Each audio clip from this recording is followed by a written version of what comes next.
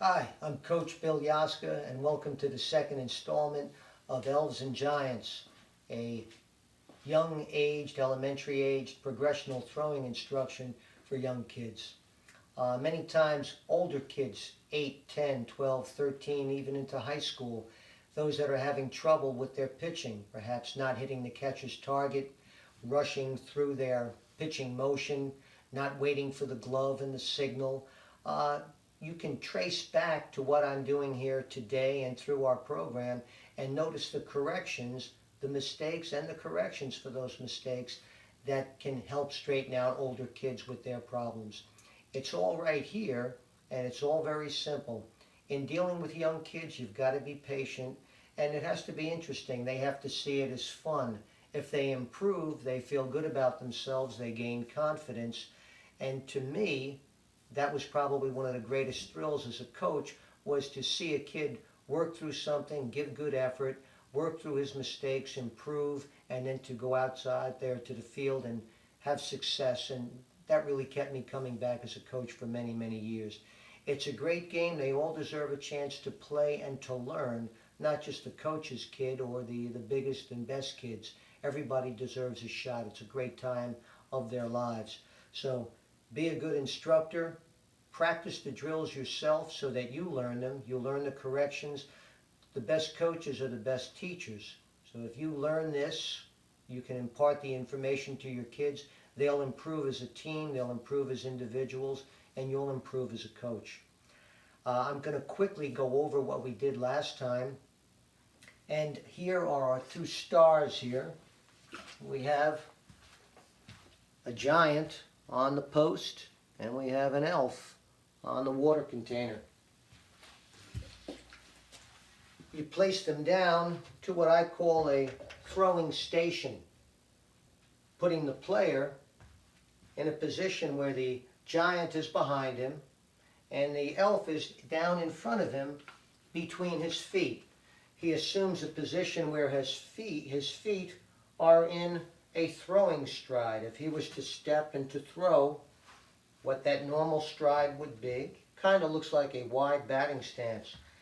But you don't want your feet narrow, you want them wide in order to perform the drill and to get into the body movement and also the management of your body in order to throw. Child assumes the grip on the ball because they're so young and their hands are small. Allow them to use 3 fingers up top rather than 2.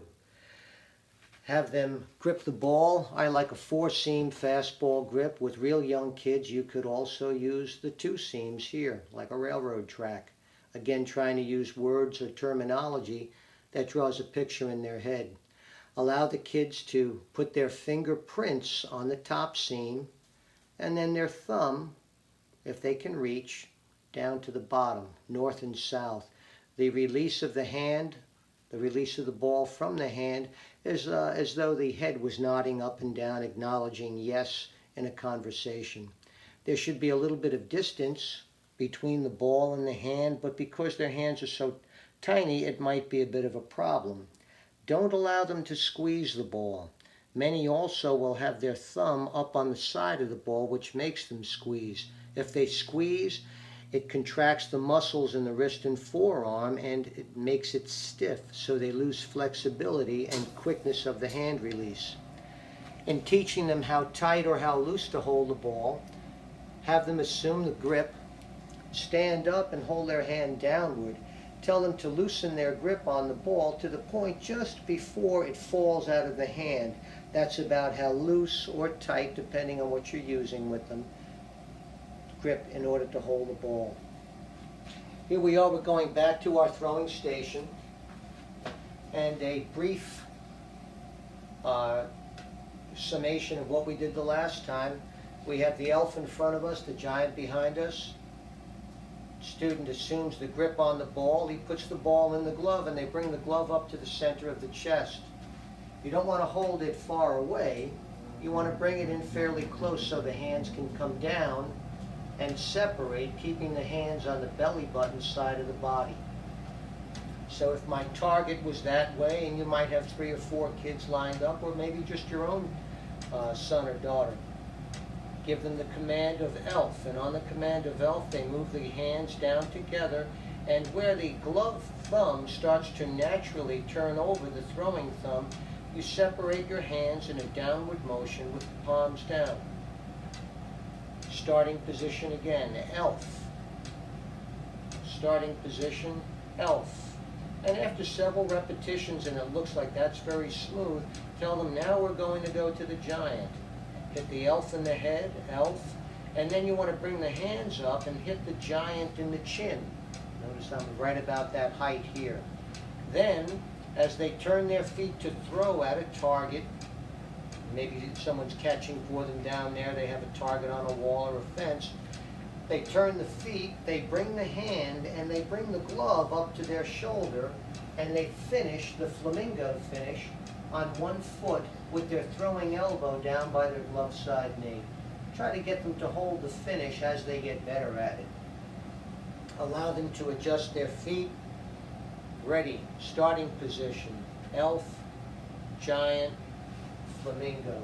If you have someone catching the ball and they throw it back to the child, some kids can't catch. They have to go and chase the ball, and that wastes time. So put 5 or 8 baseballs behind them, so after they throw one, the catcher takes it, puts it down, and they can grab another ball in order to get to the repetition, 2, 3, 4, 5, 8 repetitions. Elf, giant, flamingo. Now, a couple of drills to reinforce the skills of elf, giant, flamingo. I'm going to keep the elf where he is. I've got a beanie hat here I'm going to put my knee on. If you're working on a gym floor or in a tennis court, which is a great place for kids to work because you have the fence to contain all the balls being hit or thrown. I have a target. On the target I've got 3 circles, and they are identified by numbers. Some young kids, very young, don't know their numbers. You could use letters or use colors. All right? And you could move them after they work on hitting the 2, hitting the 1, hitting the 3. Put the 2 up here and the 3 there so they get the idea of a strike zone. High and in, high and away, down and in, down and away, but always that 1 right in the center.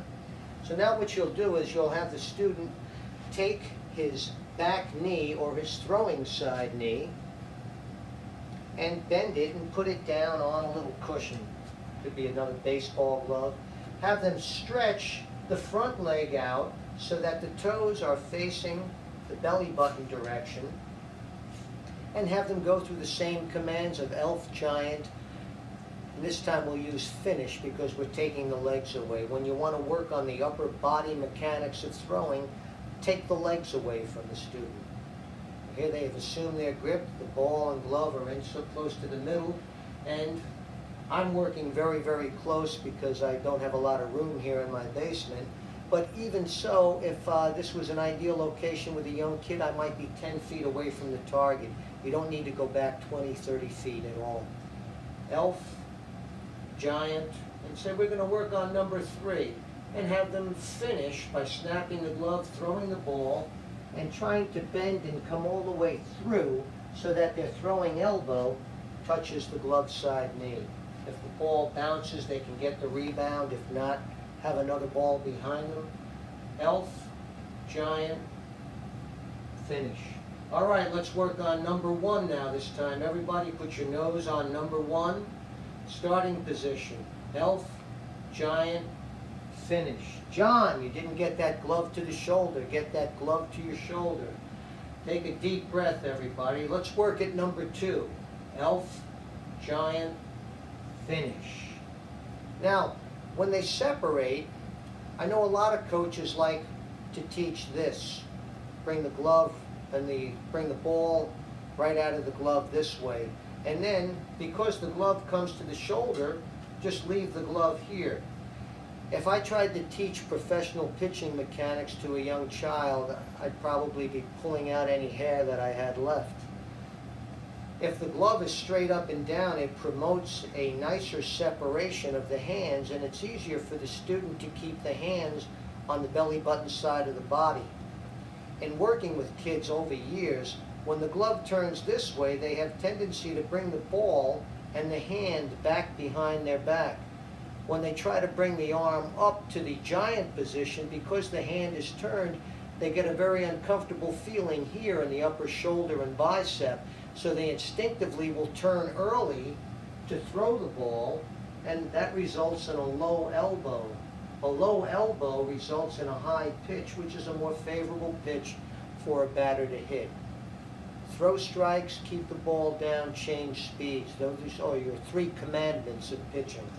So again, elf, hands on the belly button side of the body, giant, finish. The glove action, if I turn around and face you this way, the fingers control the glove. So if I drop my glove, there's my hand without the glove. On the separation of elf to giant, the glove thumb faces down and the fingertips of the fingers face the target, along with my nose. The glove action is scooped up with these 3 fingers, almost like you're scooping the air, and the finish is bringing the glove and the thumb straight up to the front shoulder. In the pitching motion on our feet, we want the throwing side elbow down and finish at the glove side knee.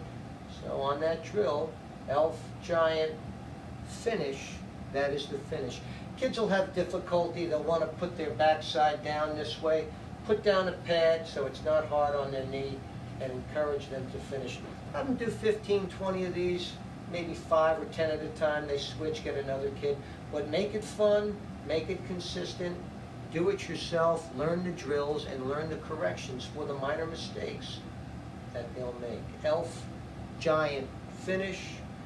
Elf, giant, finish. Thank you. See you next time. Have a good day.